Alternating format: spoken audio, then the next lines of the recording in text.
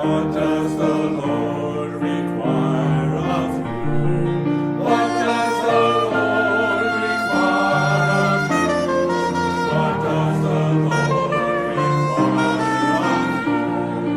What does the Lord require of you? What does the Lord require of you?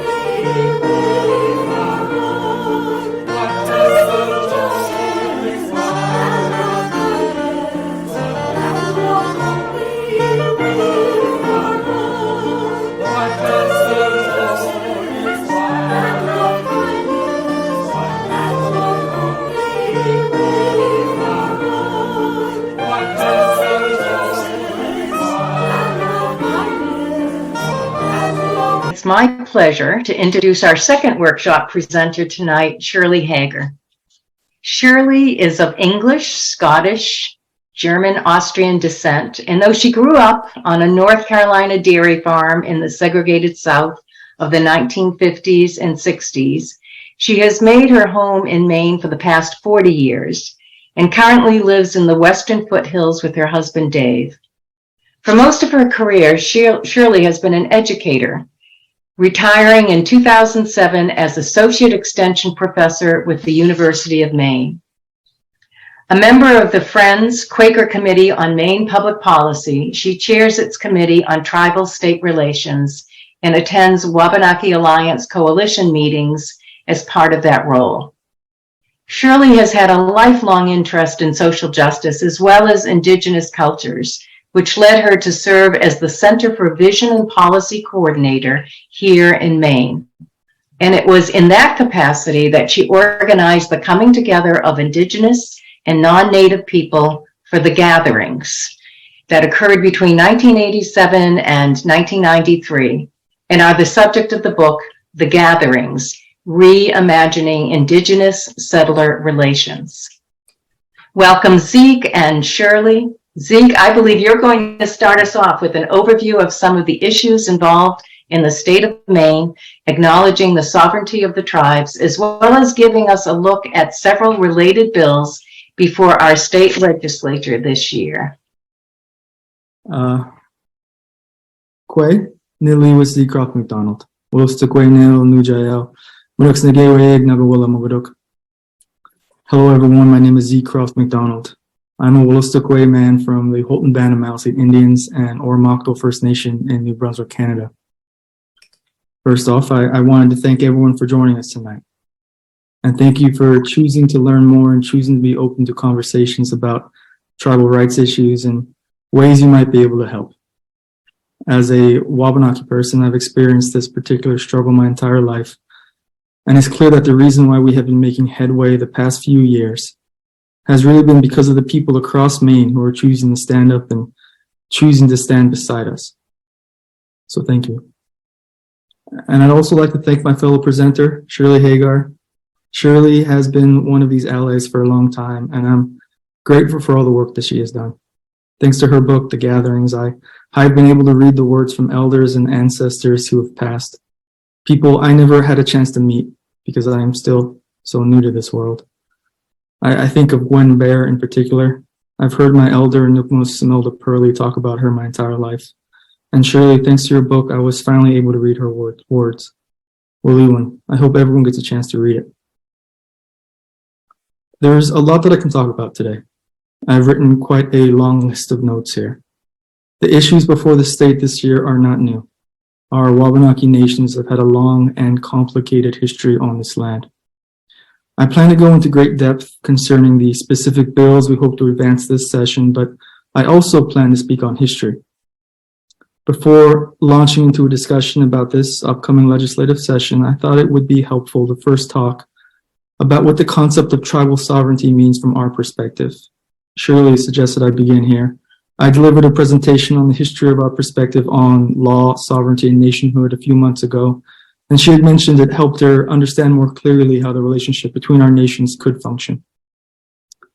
One of the biggest questions that popped up back in 1980 when my elders were negotiating the Maine Indian Land Claims Settlement Act, which, if you don't know, is the most recent agreement around which much of our current relationship was built. But the question was, how can a nation exist inside another nation? That is actually a recurring question that has popped up again just this past legislative session when we were advocating what was called the Tribal Sovereignty Bill. The question, how can the tribes be sovereign when they're inside the United States? So I'd like to begin with this. First, the reason why a nation-to-nation relationship is necessary is predicated in history. It is the intended way our relationship was meant to function. Justice demands that we honor this. But an equal relationship between nations will also bring very practical benefits for the people in Maine today. To begin, I think it is worth explaining a bit of geography to help us situate ourselves. There are 5 Wabanaki nations today, though only 4 have representation in the state of Maine. These are the Wolastoqey, the Passamaquoddy, the Penobscot, and the Mi'kmaq. The 5th historic member are the Abenaki. They have tribal communities in Vermont and New Hampshire and ancestral territory in southern parts of Maine, but no federally recognized land in Maine. That doesn't stop Abenaki people from still living here, though. I'm a citizen of the Wolastoqey Nation. Our ancestral territory extends throughout the entire Wolastoq River watershed, or in English, the St. John River. This territory extends from the river's headwaters in Quebec through Aroostook County, through eastern New Brunswick and out to the Atlantic Ocean. To this day, there are Wolastoqey people throughout this entire territory living and claiming the land as we have always done. We have communities in Quebec, citizens throughout all of Aroostook County, and large populations in New Brunswick. Today, the only federally recognized Wolastoqey Reservation in Maine is located in Houlton and is called the Houlton Band of Maliseet Indians. The Wolastoqey and the Maliseet are the same people. Just one is in our language and the other is not. The word Maliseet is actually the English interpretation of a Mi'kmaq word. Many of the Wolastoqey reservations in New Brunswick and slowly the reservation here in Maine are actively reclaiming our traditional language and reclaiming our traditional name. So throughout this presentation, I will refer to myself as Wolastoqey because that is how I identify. But the state of Maine and many Wolastoqey people in Maine still use the word Maliseet, which is also fine.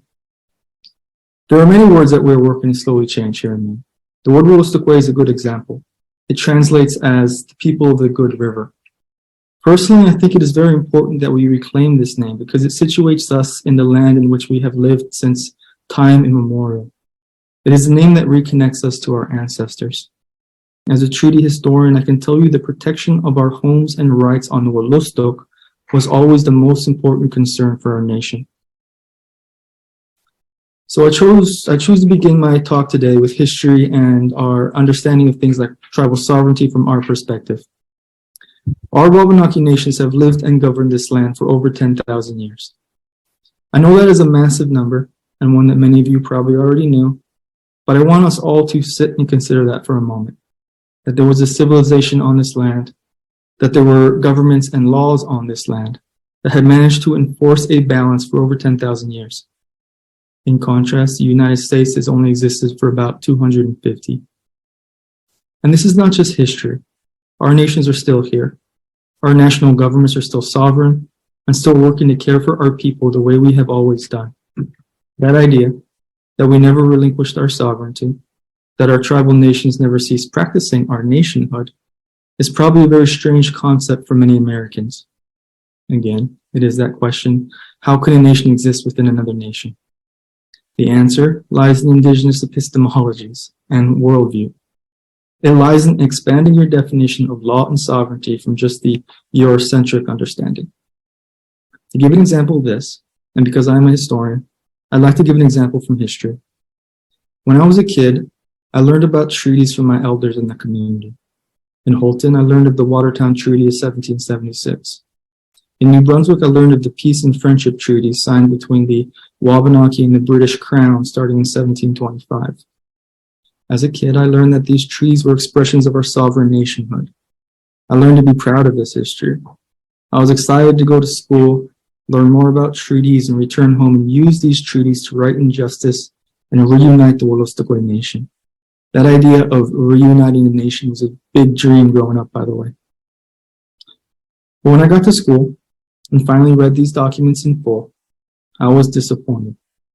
I wanted to see us claim land and rights and assert our nationhood. Neither the Mascarenes Treaty of 1725, the first of the Peace and Friendship Treaties, nor the Watertown Treaty of 1776, the first Wolastoqey American Treaty, established a clear claim over land. They didn't discuss boundaries of claim in the way I had been trained to understand nationhood. But that is the key. I had been trained to see Eurocentric ideas of sovereignty and nationhood. We all have been.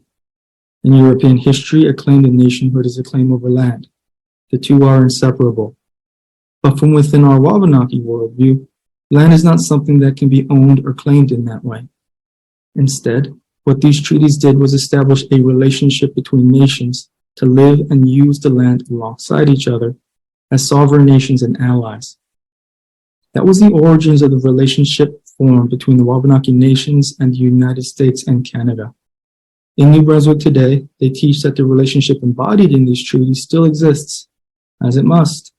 The Peace and Friendship Treaties did not cede land, but only established a relationship, a nation-to-nation relationship.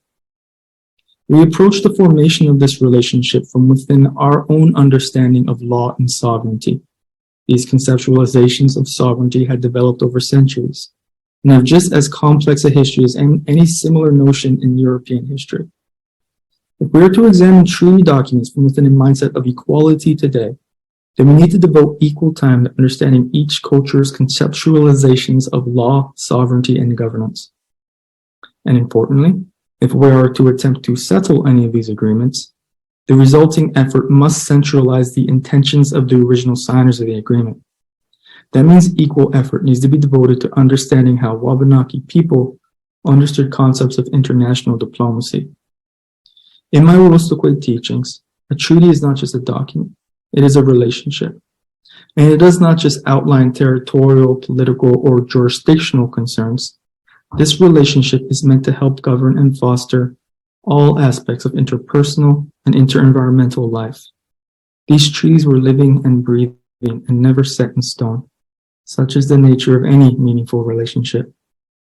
Any modern-day attempts to settle these agreements must carry the same intention.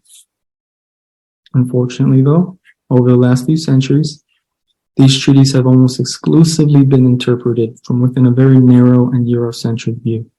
This view is focused almost entirely on transfer of exclusive political jurisdiction and title claim to property. That is not why we sign treaties. If we are to achieve justice today, our first step needs to be in treating each perspective with the same importance. Anything less would favor one system over the other. And of course, this is what happened. It is on us today to re-examine this history and create a more equitable future together. I think my explanation of tribal sovereignty needs to begin here, to help us all navigate this divide between our different worldviews. It is the only way to have this discussion in a truly equal way. To start, I think it is worth pointing out that the very word sovereignty derives from Eurocentric epistemologies, or ways of knowing. Embedded within the word sovereignty is the word sovereign. In European history, this has had a specific meaning. It refers to forms of monarchy and a central sovereign individual in which ultimate power is vested. Throughout European history, whether that ultimate power is vested in a king, or in God, or in the representatives of God, has been an issue of utmost concern. Our Wabanaki nations do not have this history. The definition of sovereignty to us looks entirely different. In my traditional Wolastoqey worldview, we have concepts like body sovereignty. This is the idea that you have the ultimate say in what happens to your own body. Likewise, we have concepts like food and water sovereignty. And here comes the strange one, at least to many Americans. Water sovereignty also means that water is sovereign. True, trees and land and squirrels are sovereign as well. Each of these relatives should have a say in what happens to their bodies. This is a fundamentally different way of looking at the world. The land, the water, the animals are not resources. They are relatives. This is the worldview from which we signed our treaties. We did not claim exclusive jurisdictional power or exclusive right to territory when we met the European newcomers. We operated from within our understanding of law and sovereignty. That means that we would not have attempted to stop another people from asserting their own nationhood and their own right to live. This right to exist and care for your own body is embedded within our very worldview. This is an aspect of these treaties that can still inform our relationship today. Tribal sovereignty does not just mean political jurisdictional authority. It can also mean things like food and water sovereignty, the ability to care for our own lands, waters, and people as sovereign nations. So when the Wabanaki nations in Maine today say that we have never relinquished our sovereign nationhood, we are not just talking about land. We are talking about the responsibility to care for our citizens, a responsibility we have never relinquished, and a priority that will never change. And as a small aside here, I think it is worth pointing out that evidence throughout our collective histories, both here in the US and in Canada, has always proven that tribal populations thrive best when they are free to care for themselves. I apologize, everyone. My dog is making a lot of noise there. I don't know if everyone can hear, but okay. I think I'm gonna let him out real quick.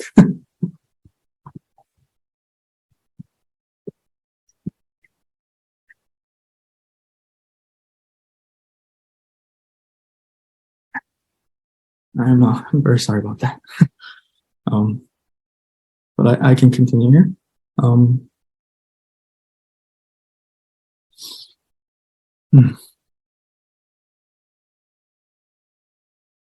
Okay. I think it is worth pointing out that the evidence throughout our collective histories, both here in the US and Canada, has always proven that tribal populations thrive best when they are free to care for themselves. I suggest everyone check out the recent Harvard study endorsed by the Wabanaki Alliance. The study explains quite decisively that this has been the trend throughout our histories.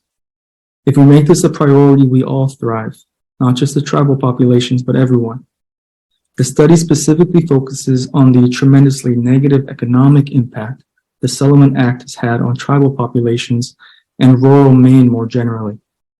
There is a massive amount of improvement to be made, and if you're the type of person that prefers to see these facts in the form of numbers and graphs, I highly suggest that you check it out. I'm willing to provide copies of the study to anyone who might be interested, and I can share a copy with Jane and perhaps go from there. I hope that brief overview of what sovereignty means to us was helpful in framing this discussion. So when you hear a Wabanaki person in Maine say that we are advocating for the recognition of our sovereignty as opposed to the creation of our sovereignty, I hope you understand better what that means. I think it is important to begin here before launching into our history with the state of Maine. An examination on treaties is absolutely crucial to this discussion. The bulk of Maine tribal-state relations today was built upon an effort to settle a treaty. This was the Maine Indian Land Claim Settlement of 1980. The treaty that this act attempted to settle was a treaty of 1794. Okay, the history of the Settlement Act. In the 1970s, a group of Passamaquoddy people were arrested for staging a sit-in to protect a stretch of land in Indian Township, which they believed to be part of their recognized treaty territory. The Treaty of 1794, signed between the Wabanaki Nations and the Commonwealth of Massachusetts, outlined a 20 to 40,000 acre stretch of land within the current limits of the state, which were intended to remain within Passamaquoddy control. Over the course of the preceding history, the Commonwealth of Massachusetts and eventually the state of Maine worked to forget this history and parceled off much of this territory to private and state-sanctioned settlers without just compensation to any of the Wabanaki nations. I say work to forget this history because there was intention in this act. From the Wabanaki perspective, there was a long line of settler governments with whom we interacted. It began with the French and the colony of Acadie or New France, then the British Crown, then the British colonial governments of Nova Scotia and the Massachusetts Bay, then the Second Continental Congress under their Articles of Confederation, and the Commonwealth of Massachusetts, then the United States government, then the provinces of New Brunswick and Nova Scotia, then the state of Maine, and finally the federal government of Canada, not to mention the individual town governments and private interests. Throughout all of it, we have remained. We have always been the common denominator. I explain all this because there was a recent study released in 2020, endorsed by the Maine Indian Tribal State Commission, or MITSIC, which explains that in 1876, legislators in the state of Maine amended the Maine state constitution in a significant way. They removed from printed copies of the Maine Constitution the language of Article 10, Section 5, which directed Maine to assume, quote, the duties and obligations of this Commonwealth towards the Indians within said district of Maine, end quote.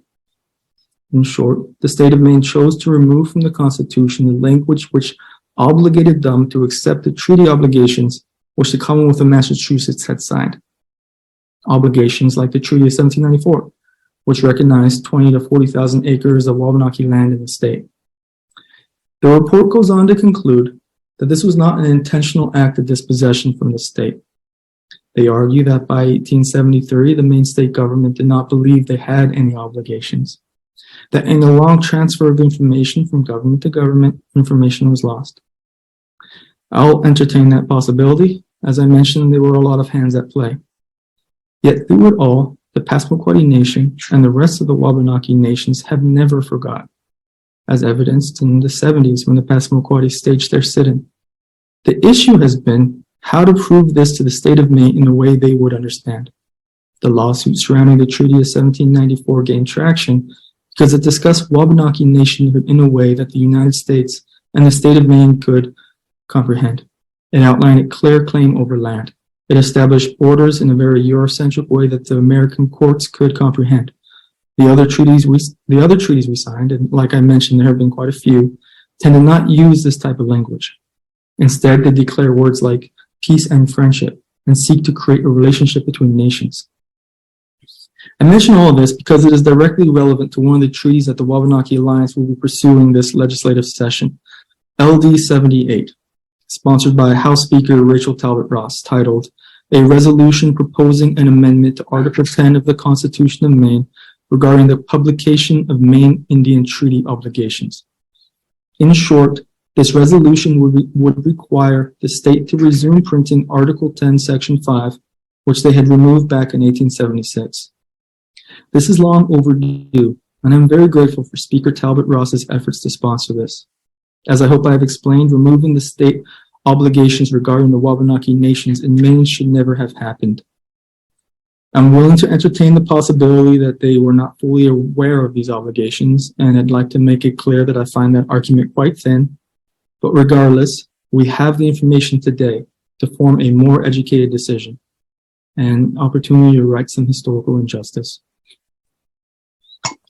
As this will technically be an amendment to the Maine Constitution, even though it is just reinserting information that was taken out, it will still require a 2/3 majority in the House and the Senate.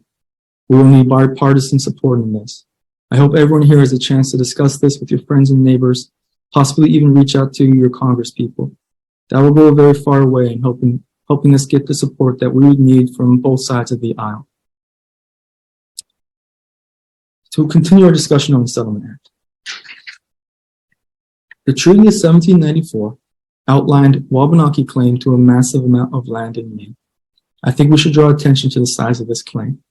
The Commonwealth of Massachusetts and the United States did not do this out of the goodness of their hearts. They did this because it was the only way they could assure peace between themselves and a foreign nation. This land was firmly under the control of the Wabanaki.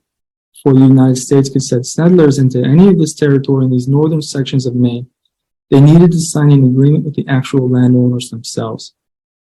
In 1980, the Wabanaki legal team argued that the 1794 treaty between the Wabanaki and the federal government established a trust relationship on the federal level, and therefore any land purchase or land seizures by the Maine state government or any private interests following 1794 was in violation of federal law. This argument was cleverly composed. It placed the responsibility to assert our title claim onto the U.S. federal government and applied pressure on the state from a body to which they were obligated to listen. Over the course of 4 years, the Wabanaki nations and the state negotiated the Maine Indian Land Claims Settlement Act. The eventual act had both a federal and state component. The federal component is known as the Settlement Act. The state component is known as the Implementing Act. The main representation from the Wabanaki nations came from the Passamaquoddy and the Penobscot. At the time, the Houlton Band of Maliseets did not exist.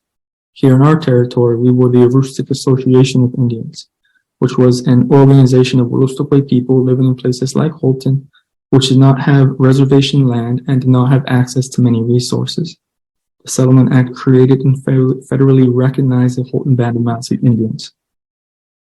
As a small aside here, there were many Wolastoqey people living in Maine. There still are. But the United States and the state of Maine refused to recognize our existence until our inclusion in this act. The political and social environment leading up to the signing of the settlement was tenuous. The negotiations leading up to this moment had lasted for 4 years. 4 years of Mainers living in this area, scared of the outcome, and angry at the Wabanaki people for bringing this suit and making them scared for their land and livelihood. Maine newspapers and op-eds had stirred the population into a frenzy. Land sales in key places halted entirely. Big development projects like the Bangor Mall were put on hold because of the cloudy title the land was on. Newspapers pinned these problems on the Wabanaki court case, and Mainers across the state were angry. The social environment was on the edge of violence. Violence did in fact break out in multiple places. There was a resurgence of the Ku Klux Klan in the state. Native people were scared and angry, and we were all ready for this all to be over. Compounding this was the issue of the U.S. presidency. These negotiations had occurred under the presidency of Jimmy Carter. Starting in 1980, however, Ronald Reagan was about to step into office. It was widely assumed, and probably accurately so, that Reagan would not have signed or even considered this agreement. If this issue was not settled before Reagan stepped into office, it was very possible that the past 4 years of expense and negotiation would have been for nothing. I explain this because all of these factors contributed to why both the state and the tribal negotiators rushed to settle out of court. In the years since, both sides have acknowledged that the act contained ambiguities, key issues that were left without full explanation and understanding. These ambiguities were acknowledged before the signing of the act, and it was agreed that there would be a body devoted to sorting out these issues. This was the impetus behind the creation of the Maine Indian Tribal State Commission, or MITSIC. MITSIC was created as a part of the Maine Implementing Act and was created to have equal representation from the state and from the tribal governments. There are 6 representatives of the state appointed by the governor and 6 representatives appointed by the tribal governments. It was assumed that this body would help navigate these still unresolved issues with equal representation from the state and the nations. Since its creation, MITSIC has continually suggested changes, approved by both the tribal commissioners and the state commissioners, for how we might create necessary changes in the act to better serve both the tribal nations and the state. The state has repeatedly refused to address the most significant of these concerns. This past effort in the State House, LD 1626, what was known as the Sovereignty Bill, was further than we had ever gotten before. But this is the flaw in how this entire relationship operates. MITSIC was created to bring issues to the state, but that is it. The state is not required to abide by any of the concerns brought to them. In my opinion, this is one of the biggest issues left unresolved, and so much of the anger of the last 40 years hinges on this mistake. The compromise was to settle out of court with a document which in many ways was still unresolved, but to create a body which would continually work to resolve these issues with equal representation for both the state and the tribes. Yet MITSIC was not given any actual authority. In 1997, for instance, MITSIC drafted a list of recommendations which included many of the same issues we are still facing today. In 1997, 25 years later, we are still requesting these same changes. Within these recommendations, MITSIC brought to the state's attention sources of conflict from the Wabanaki nations and the state. As one example, as federally recognized Indian tribes, the Passamaquoddy tribe, the Penobscot Nation, the Houlton Band of Maliseets, and the Mi'kmaq Nation should be eligible for all federal Indian benefits. Yet the wording of the settlement denies this access and states that any federal law enacted after October 10, 1980 for, quote, the benefit of Indians, which would affect or preempt the laws of the state of Maine, shall not apply within the state of Maine unless it is specifically made applicable within the state, end quote. This is known as the now infamous Section 1735B. This clause in the Settlement Act has made many federal Indian laws inapplicable in the state. Updates to the changing relationships between the federal government and Native nations, helpful legislation designed to combat systemic issues facing Native communities across the country, are not accessible to Wabanaki nations because of the wording of this clause. Examples of a few of these federal Indian policies are the Federal Tribal Law and Order Act of 2010, which would increase our jurisdictional power to manage our own court systems and try our own cases, the Stafford Act, which would allow us to declare our own states of emergency and gain access to federal funding. This would be particularly helpful in our efforts to combat the opioid pandemic, which is still ravaging our communities.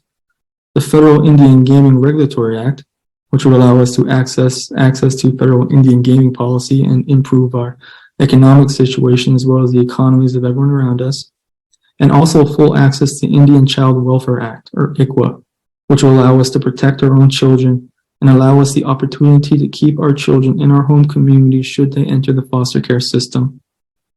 ICWA in particular is an issue of primary concern for the Houlton Band and Maliseet because of the specific wording of the Act, which treats the Houlton Band on a different level than the other Wabanaki nations. Unlike the other nations, we do not have full access to ICWA. From the start of the relationship after the settlement, the clause 1735B was an issue of contention. The Wabanaki nations have repeatedly shared that this language did not appear in the settlement agreement until only after the tribes in the state approved the agreement. I was not alive at this time, but all of our elders present in this moment have repeated this again and again. The state has adamantly denied these accusations. To this day, I have seen lawmakers personally affronted at the very implication. I've watched as they entrenched themselves deeper and deeper into these arguments in defense of the Act. I was not alive in 1980. I view this as a historian might. I can tell you that regardless of either claim, this particular language was not a central part of the lengthy 4 years worth of negotiations between the tribes and the state, as a clause of this magnitude should necessarily have been.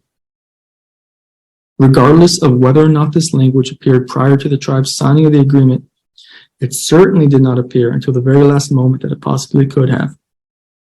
Maliseet highlighted this as an issue of concern 25 years ago. The tribal governments have attempted to bring attention to it since the very beginning. Yet we still have not seen any meaningful change. The recommendations Maliseet has suggested have been largely ignored since the Commission's creation. Again, Maliseet does not have any enforcement power. All they can do is recommend changes. To say there's no obligation to abide by those suggestions. The Wabanaki nations were led to believe that these ambiguities would be continually re-examined and updated. Just about every negotiator present at the signing of the Act on both sides agrees today that the Act was never intended to remain set in stone. It was intended to be continually readdressed and updated. But as the Act is written, the decision to do anything regarding the settlement is entirely within the authority of the state. Despite the promises that the Act would be continually updated, once the Act was signed, forces within the state have taken the position that the issue is fully and finally closed. They say that a settlement is a settlement and that is that. I've heard the phrase buyer's remorse from currently serving Maine legislators. The ambiguities left undecided in the Act have been interpreted within the state court system only and largely decided in favor of increased jurisdictional authority for the state. The recent Harvard study specifically addresses the economic impacts of Section 1735B, the clause in the Settlement Act which states that the Wabanaki nations will not have access to federal Indian policy passed for, quote, the benefit of Indians, which would affect or preempt the laws of the state of Maine, shall not apply within the state of Maine unless it is specifically made applicable within the state, end quote. The Harvard study explains that since 1980, there have been 151 laws which would have had direct benefits to the nations, but not a single one contains the type of language that would make them applicable in Maine. It further explains that the Settlement Act does not actually define or delineate what it means for a federal law benefiting Indians to affect or preempt Maine state law. This has meant that costly burdens of proving to the contrary fall upon the tribes.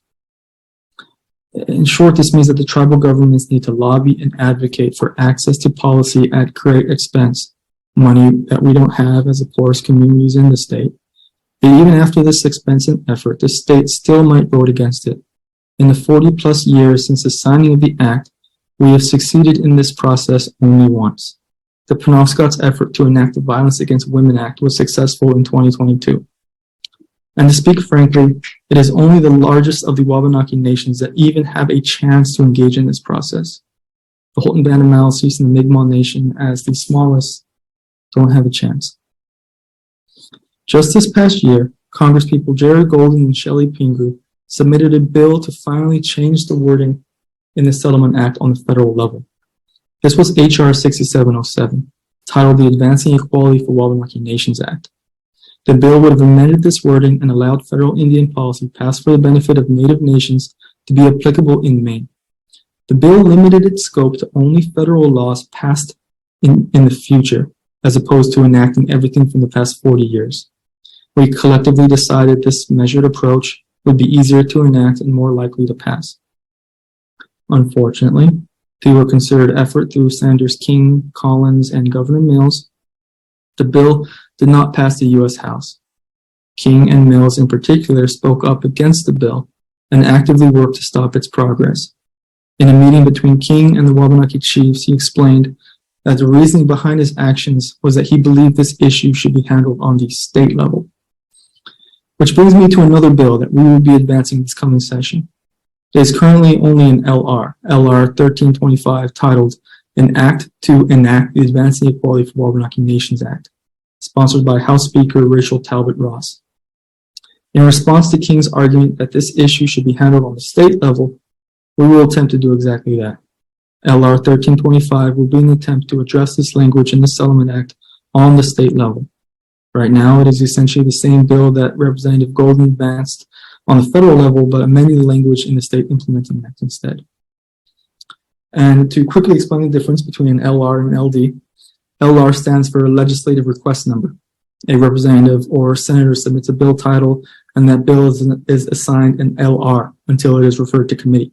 Once it is in committee, it is assigned an LD number, which stands for Legislative Document. It is in this stage where committee members will have the opportunity to refine the language of the bill, and the public will have the opportunity to speak for or against it and contribute to the process. Right now, we're still early in these stages for this session, and bills are still being referred to committee. As such, the content of many of these bills are still being drafted, and I can't give you exact details for everything they will eventually contain. But I am glad I can share information at this stage, though, so everyone can be prepared going into this session and be more informed when the opportunity arises to submit comments and testimony. Another bill we will be pursuing this session is currently called LR 1184, an act implementing the recommendations of the Task Force on Changes to the Maine Indian Claims Settlement Implementing Act. About 5 years ago now, the Wabanaki Nations and the state of Maine convened a task force to address necessary changes to the Settlement Act. This task force worked for 4 years with representations from both the Wabanaki Nations and the state and produced 22 task force recommendations which were unanimously agreed upon by both sides. Jerry Golden's Advancing Equality for Wabanaki Nations Act came from these discussions on ways the Settlement Act needed to be improved. LD 1626, what was called the Sovereignty Bill last session, also came from these recommendations. As I'm sure many of you are aware, LD 1626 passed the House, passed the Senate, but stalled out when it hit Governor Mills' desk. She didn't technically veto it, choosing instead to allow it to die in committee, but she had the opportunity to sign it into law and chose not to. This was a devastating blow after 5 years of effort to construct a balanced set of recommendations which were unanimously approved by both the state and the nations in the task force. This legislative session, we will be trying again. Our goal is to include the recommendations in the bill with the most likely chance to receive bipartisan support from both the Democrats and the Republicans. We worry that Mills might again stop our efforts, so we hope to gain enough support from both sides to override a potential veto. I can't tell you exactly which of these recommendations will end up in the eventual bill. We are still actively working with Republicans to determine which recommendations to advance this session. But to speak in broad terms, the point of the recommendations is to improve the Settlement Act to help bring us into closer alignment with the rest of the United States when it comes to federal Indian policy. To provide a few examples of the task force recommendations which were advanced last session. And again, I can't tell you which of these will be our focus this session just yet. But the first one, and I quote, amend the Maine Implementing Act to establish an enhanced process for tribal state collaboration and consultation, as well as a process for alternative dispute resolution. As I mentioned earlier, one of the biggest issues left unresolved was the lack of an adequate means to resolve disputes between the nations and the state. Without a fair means to resolve disputes, the state interpreted much of the ambiguities contained in the settlement in favor of increased jurisdictional authority for the state, and only within the state court systems. Many of the recommendations seek to address this imbalance. This recommendation also suggests that we create a consultation or collaboration policy. Consultation is an aspect of federal Indian policy. It it's a means by which Native nations are informed concerning any changes to state policy which might substantially or uniquely affect us. A key point of this that I'd like to draw attention to is that these are recommendations to amend the Implementing Act, not just Maine statutory law.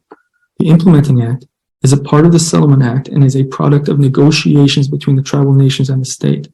As such, any changes to the agreement need to be approved by both parties.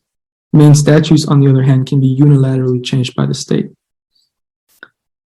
Another recommendation has to do with increasing the jurisdictional capacity of tribal courts to try crimes committed on our lands. This was another major issue left unresolved in the Settlement Act and a major point in federal Indian policy.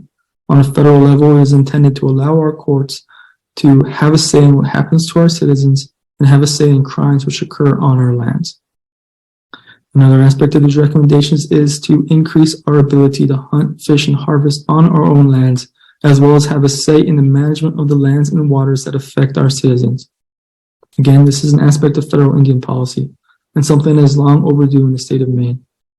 Here in the Houlton Band, for instance, despite the Badux-Nakeg River going right through our community, our citizens are stopped from practicing the sustenance fishing practices that have maintained our families for centuries. When I share this fact with fellow Native people from outside Maine, they are always amazed and angered on our behalf. Our nation should have the ability to resume our role as the stewards and caretakers of our own waters. Our people actually eat the fish from the river and need to make sure the waters remain as clean and healthy as possible. Another aspect of the recommendations is taxation. Again, this is already an established part of federal Indian policy. We want the authority to tax our own people. We already provide communal services to our citizens. That has always and will always be one of our top priorities. We should have the infrastructure in place to continue to do that and increase our capacity to care for our own. To speak in broad terms, all of these recommendations are intended to help us increase our capacity to care for our own people. This is something that we have always done and something that we will always do. It is long overdue that the state of Maine helps to work beside us in that goal. And as the Harvard report explained very well, when the quality of life improves in our tribal communities, quality of life improves for every community around us. The report uses the phrase economic engines for our regions, and I like that phrasing a lot. The Passamaquoddy Nation, for instance, is the second largest employer in Washington County. We provide jobs and stimulus for everyone in the surrounding communities around us, and no matter what the outcome of this year or next year, we will continue to do this as we have since time immemorial. Thank you for listening, everyone. I am, of course, willing to answer any questions you might have and look forward to the rest of the discussion. William.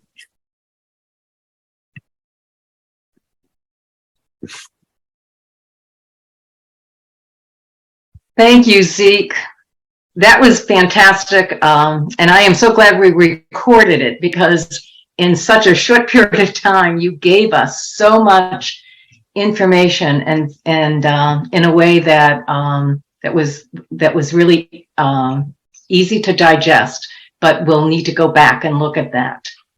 So since we're on Zoom, we can't applaud, but the way that we can applaud is we can use the ASL sign, which is holding our hands up on either side of our face and moving them back and forth quickly. We applaud you, Zeke, and we thank you. William. And so now we're going to invite Shirley to spend some time with us, sharing ways that we can speak with our congregations, our communities, and with legislators, using the voice of faith to explain how our deepest held beliefs and values are among the reasons why we support acknowledging tribal sovereignty and support the bills that will be under consideration. Thank you, Shirley. Thank you, Evelyn. And thank you, Jane. And thank you, Ambassador, for that informative and enlightening presentation. It's an honor to be presenting with you. I also want to thank Marvin Ellison for that amazing, inspiring, and challenging presentation on Tuesday night. For those of you who were present, you know what I mean. If you couldn't tune in, I strongly encourage you to listen to the recording. The images that he used helped me to think about what I will say tonight. So I attend weekly Wabanaki Alliance Coalition meetings on behalf of the Friends Committee on Maine Public Policy. And at a recent meeting, our new Speaker of the House, Rachel Talbot Ross, had these words. She said, "Don't be intimidated by the process of testifying. Speak from the heart. Remember the humanity in all of this. This is our moment. Show up." And there were legislators at that same coalition meeting talking about how much they are swayed by people contacting them, saying that sometimes 3 constituents feels like an avalanche, and especially swayed by heartfelt passion about an issue. And I've also heard that people who have testified have heard privately from legislators how much they appreciated hearing the perspective from progressive churches when they hear a lot from the more conservative churches.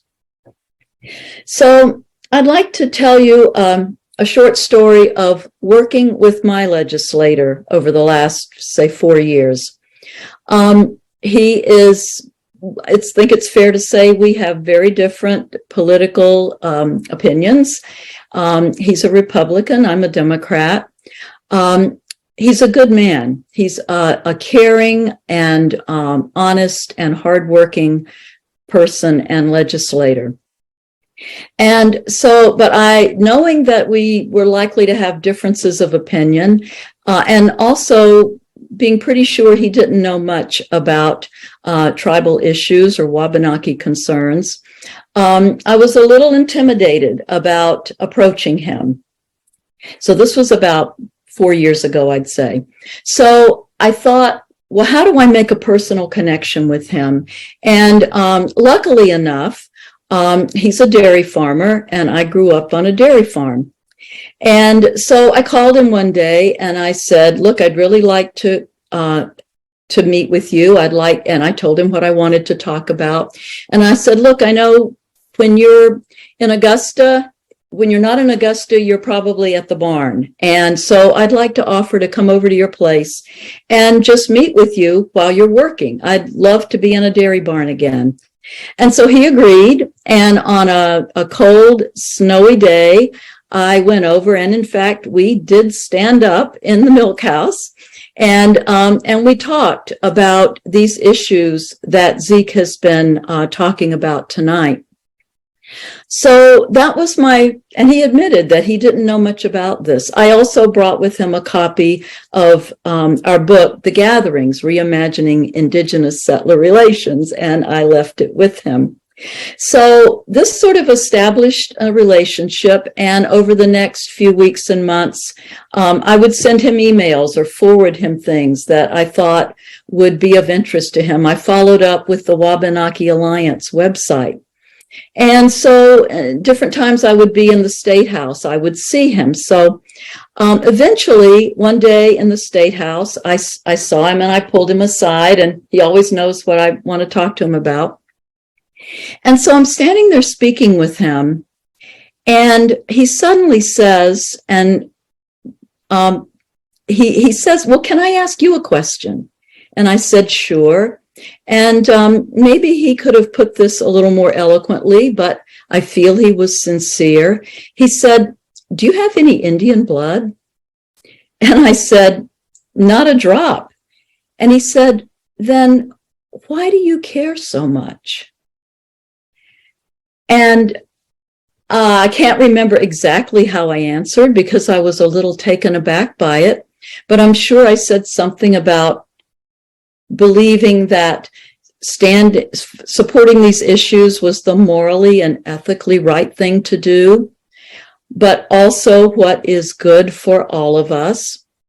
And because of my experience in the gatherings, then and since, which he knew about by that time, I said, and these things we're talking about that are affecting people, this is happening to people I know and love. And so I can't turn my back. And so it was just this moment between us. And, you know, I will share with you the outcome of my many meetings with him. No, he did not vote for the big omnibus bill that Zeke was talking about, 1626, that wanted to amend the Settlement Act. But he did vote for the bill to address the water quality issues at Zabayig, Pleasant Point, Passamaquoddy Reservation. And I guess I counted that as a win because he was starting from zero. And that vote was important. So I just wanted to share that because sometimes that's what it takes, and you start at ground zero. But I also wanted to share that story because I think maybe my representative unwittingly asked me one of the most important questions to ask yourself in deciding if and how you want to join in the efforts for tribal sovereignty. And that question is, why do I care so much? In this work, I've learned to ask myself, in this action, am I doing for or doing with? Am I trying to stand up for or stand with? I think we do for or stand up for those who aren't able to do for themselves. Children, for example. With regard to children, it's the necessarily paternalistic and maternalistic act to stand up for or do for a child who cannot do for themselves or who might be in danger. So I'd like to ask you to try to feel that feeling now, to try to feel what it feels like to do for a child when they can't do for themselves, or to stand up for a child who might need you and be in danger. It makes us feel good, right? Like we're good, like we're doing the right thing, even as people of faith can sometimes feel righteous. But now I'd like you to try to mentally shift that feeling to one of standing with. In this image, I feel a sense of equality, an awareness of the strength of the other, of shared purpose and goals, of mutual benefit. This is the feeling that I try to mentally conjure when writing testimony or a letter to the editor supporting bills concerning the Wabanaki, not speaking for or standing up for Wabanaki peoples, but standing with in a spirit of shared goals and purpose, and a shared love for the land that we live on and with. And this changes the words that I choose to use. And how do I know that I'm advocating for a goal or purpose that is shared by the Wabanaki? I check with the Wabanaki Alliance through their coalition meetings and on their website, which is a wealth of information. And I saw that Jane put it in the chat, WabanakieAlliance.com.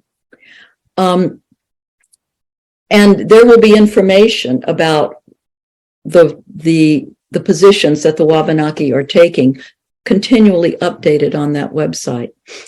I'm glad that the ambassador mentioned the Harvard study.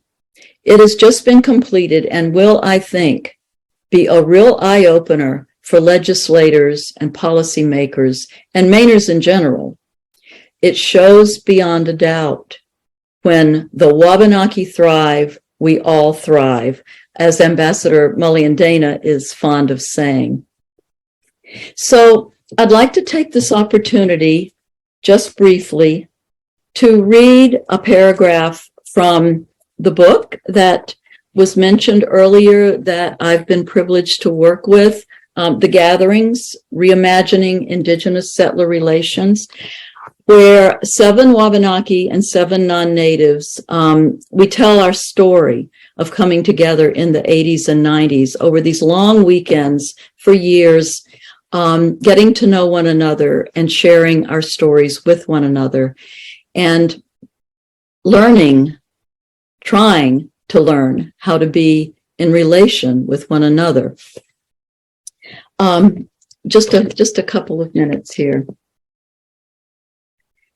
My time spent together in our circles seemed to enable us slowly to turn from looking at one another to facing outward together. I felt a subtle shift from seeing myself as primarily a listener and learner in relation to the Wabanaki participants, to feeling that we were partners in something larger than ourselves, our shared concern for the earth and for one another's well-being. Being in relationship with Native people means that you will inevitably be drawn into the political dimension of their world and must choose whether to take on a particular cause as your own. One aspect of white privilege is having the choice of whether to become involved, whereas in most cases, they do not. But I came to understand over time that their issues are my issues, and not only because of my love for specific individuals. Our social and economic policies have made Native communities most vulnerable, but they are simply the canary in the coal mine, perhaps especially when it comes to environmental concerns. What is impacting their communities will soon impact all of us. So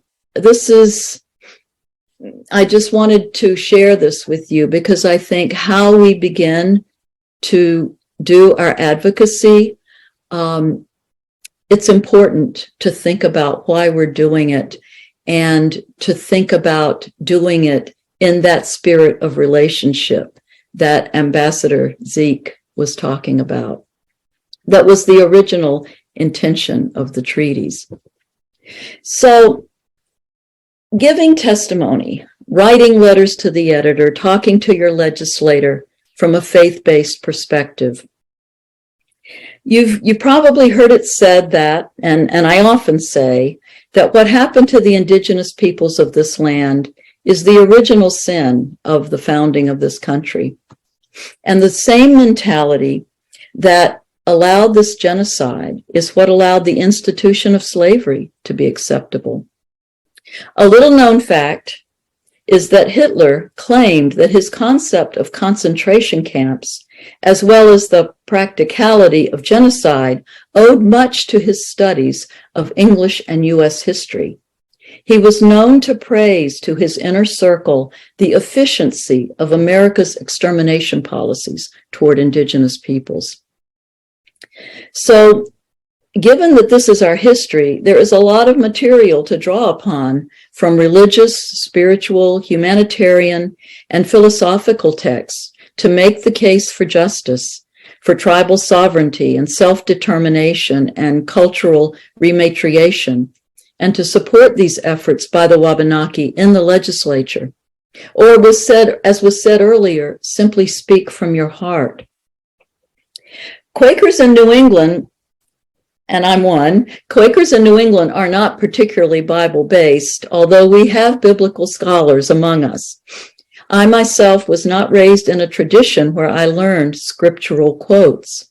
We do, however, have a strong tradition of listening to the Spirit, that still small voice within, which, checked and informed by communal discernment, helps us to distinguish right action.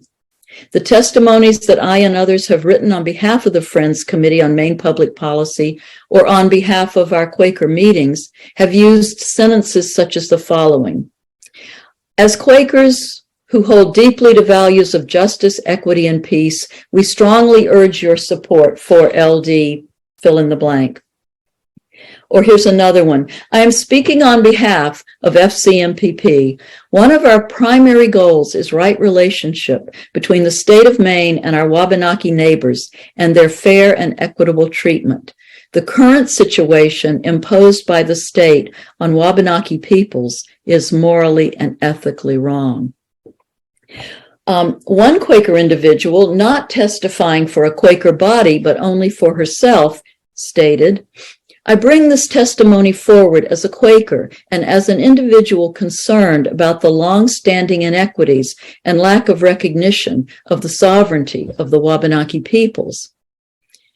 It is important to be clear whom you're speaking for, yourself or your congregation or an organization. To speak on behalf of others, you need to have their permission and or their okay on the words you use. And we do this within our Committee on Tribal State Relations. Here's one example that I'd like to share. Although very well stated and well-meaning, it has one or actually a couple of elements that I'd like to suggest you avoid. Here, quote, the members of, insert the congregation, have a deep concern for the sovereignty of the Wabanaki people of Maine. Our commitment to social justice and equality are central to our beliefs and to our support of the civil rights of Maine's Native people. I would ask you to avoid the possessive. I can't tell you how many times you see in print and newspapers references like Maine's tribes, Maine's Native people. They aren't Maine's. They are their own sovereign people. In the effort to get Senator King recently to change his mind about Representative Golden's bill that the ambassador spoke about, many of us received his explanation of why he couldn't support it. And his letter was full of the phrase, our tribes. I was really surprised at that. I also try to remember to use the plural Native peoples rather than Native people. There are more than one people in Maine and everywhere else. For those of you who are well-versed in scripture or who have favorite passages by theologians or others, poets even, feel free to use them. After listening to hours of public testimony, I think the use of a poem could be very refreshing to a weary legislator. I once wrote a letter to the governor on these issues, and feeling like I wanted to try anything that might be convincing, and knowing that she is a member of the Congregational Church, I asked my pastor for some suggestions, and I included something appropriate for Lent, as that was the season we were in. And there are the well-known passages, especially the second part of the greatest commandment in the New Testament, love thy neighbor as thyself. There's the golden rule in Matthew. And Micah, I admit I asked my pastor for these too. What does the Lord require of you? To act justly and to love mercy and walk humbly with your God. And from Amos, let justice roll down like waters, and righteousness like an ever-flowing stream. Still, it's important to have some facts to demonstrate that you're familiar, knowledgeable even with the issue or the bill that you're talking about. Go to WabanakiAlliance.com for talking points and guidance on talking to legislators, writing testimony, letters to the editor, etc. Pick a talking point and speak about it from a moral, ethical, religious, or spiritual standpoint. Or let them know if your testimony is guided by your own principles of fairness, right and wrong, and ask them to reflect on theirs too. Let them know what kind of state you want Maine to be, what you want it to stand for, how you want it to treat your Wabanaki neighbors. Tell them when the Wabanaki thrive, we all thrive, and tell them how you know about this from the Harvard study. If you're writing testimony on a bill, think about turning that testimony into a letter to the editor of your local paper. Use your new knowledge to find a time to speak to your legislator. Get to know your legislators before a bill comes up and help them to see you as a resource. I think I might have just 1 minute here to share to leave you with one last quote, which I would love to do from the book. I have often imagined how life in North America would be different if, when my ancestors landed and we were met by the indigenous people of the area, they had accepted an invitation to enter the longhouse and sit in a council circle around the fire. As was customary, they would have entered the longhouse by the eastern door. I imagine a circle where the indigenous residents and the new arrivals face one another, and my ancestor asks, "Well, here we are. Can we stay?"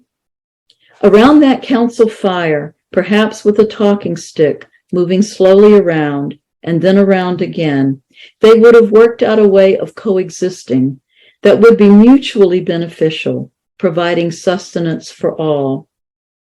That is not how it happened, and the consequence has been unimaginable suffering and near annihilation for the indigenous peoples of North America. There has been great loss for the rest of us as well. Certainly, we non-natives have largely chosen to ignore and even disparage the invaluable knowledge and wisdom of the people native to this land.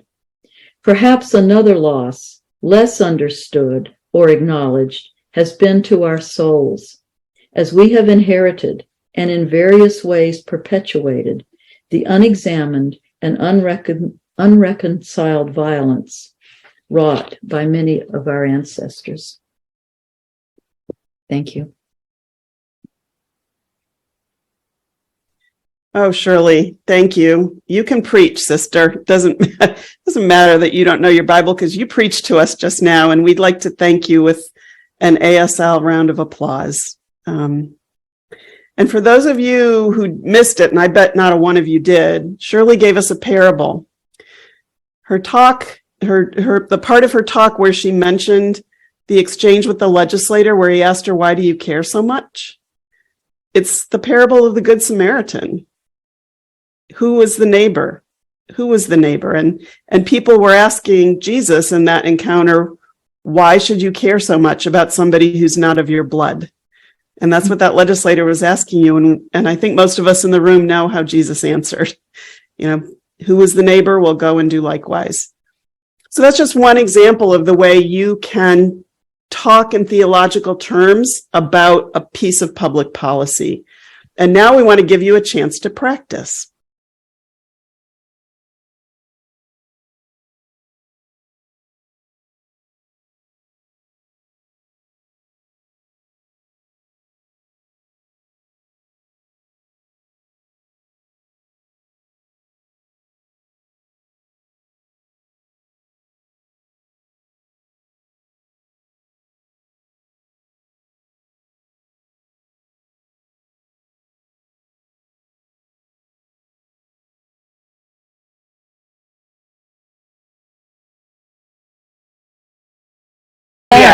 We are. I thought so. There you are. You're back. Anybody have anything they'd like to share? Sarah was saying that her partner was such a good advocate that she couldn't even argue with her. She persuaded her. She got her vote. Mm-hmm. Was it? Thought both of, sorry. Go ahead. I thought both of the presenters did such a great job. I mean, I have to say, Zeke's presentation of the history of all of this was really terrific. Gave me a lot of material to use. And I also thought that, I'm sorry, was it Shirley? Yep. Whose presentation of how to speak with your legislators, and how to frame this discussion was immensely helpful. So thank you both very much. It was a terrifically valuable evening. They are two rock stars, that's for sure. I'm aware of the time here, and I know that Zeke received a question in the chat that he'd really like to give an answer to before we finish tonight. So Zeke, do you want to go ahead and do that? Yes, absolutely. The question was, I'll scroll back up. Do you know the fundamental reason Governor Mills is determined to veto these bills? In the inaugural address, she made a point with the support of Native people in Maine. And then also, how can we most effectively influence her? And I know this is a very common question. And I guess the short answer is that she is kind of indicated a willingness to work with us on some things, but there are some things that she seems absolutely fundamentally opposed to ever really touching. Unfortunately, the big one that we want to address, the Settlement Act, these fundamental problems, is something that she has proven that she doesn't want to have that conversation at all. And in my opinion, it comes down to that, what Shirley was talking about, that language of Maine's tribes. There's this, this is an issue that was settled in the Settlement Act to make Maine in control of the tribes, and any conversation outside of that is something that Mills and Senator King as well as demonstrated an unwillingness to go, which is unfortunate. And I think an example of this would be this past legislative session. She did pass a bill called LD 585. And so for some of you might be familiar with the sports wagering bill. And basically that, it was, there was also some tax provisions that were changed as well, and a collaboration policy as well. There's problems throughout all of that, as we're experiencing trying to implement these things. But the basic, the core of it all is that there are all changes to Maine statutory law, and it keeps control within the state, and they can change that back anytime that they want, which is, from our perspective, a problem. What we want are changes that will remain changes, and if they ever want to go back, we'd have to go back to actually negotiating and get consent with us, as an equal relationship would actually look like. And that is the step that the state and Governor Mills has refused to take. Shirley. Yeah, and it go ahead, Shirley. Well, just another take from someone who's also tried to has met with Governor Mills as part of the Friends Committee and so on. I guess the way I've come to explain her stand to myself, and have heard others explain it this way also, is you have to remember that her previous job was the Attorney General of the state of Maine. And as such, the state of Maine was her client. And her job as our attorney is to protect the state from any encroachment of any other, threat or anything that takes away the status or the power of Maine. All about power, I think. And so that's the mindset. And it's so difficult, I think, for her, this is just, to shift that mindset into being governor of all the people. And, I'm not sure that there is any convincing her, which is why I think, and Zeke can respond to this better than that I think the Wabanaki Alliance and the coalition is really working to try to achieve a 2/3 majority on these issues rather than continue to try to hit the brick wall and to convince her. Yeah, I would agree with that. And it makes it all the more important that all of you as advocates do the work that God's calling you to do, because it will take all of us as allies and partners standing with the Wabanaki Alliance to get that 2/3 majority. And Well, I I don't want to. think it's impossible. It's not impossible. It's not impossible. We can do it. We can do it. I want to thank Zeke and Shirley one more time for the gift of their wisdom, their service, their passion, for being here tonight. You are extraordinary gifts to all of us, and we're grateful. And to thank the participants, all of you who are hanging in there with us a few minutes past our stop time. We hope we'll see you again on Tuesday night for session number 3, which will be a workshop on bills to ban prolonged and unregulated solitary confinement in Maine's prisons. I met with the presenters for that today, and they're just extraordinary. And in particular, the speaker who will discuss having a family member in prolonged and unregulated solitary in a Maine prison. She could talk for the 90 minutes, and we would all be the better for having heard her speak. I urge you to come to that. There is an excellent companion piece to that workshop that you're invited to register for. It's free. You get to watch a movie for free, and we give you the link once you sign up. And then on February 16th, and the link just dropped in the chat, on February 16th, you have the chance to come and hear a panel discuss that film of how faith leaders are advocating for an end to prolonged and unregulated solitary confinement because it is a form of torture. Finally, next Thursday, a week from tonight, we'll gather for the 4th and final legislative workshop. And some of our presenters were on the call tonight. Terrence is here, Devin's here. I saw Taylor Cray here from Preble Street, and Reverend Peter Swar from Neighbors Need Me here with us to talk about bills that will hopefully have an impact on housing and homelessness in our state. I want to thank you all for being here tonight. I want to thank Megan Akers for providing all the tech support, as well as working with all of you to get you registered and signed up ahead of time.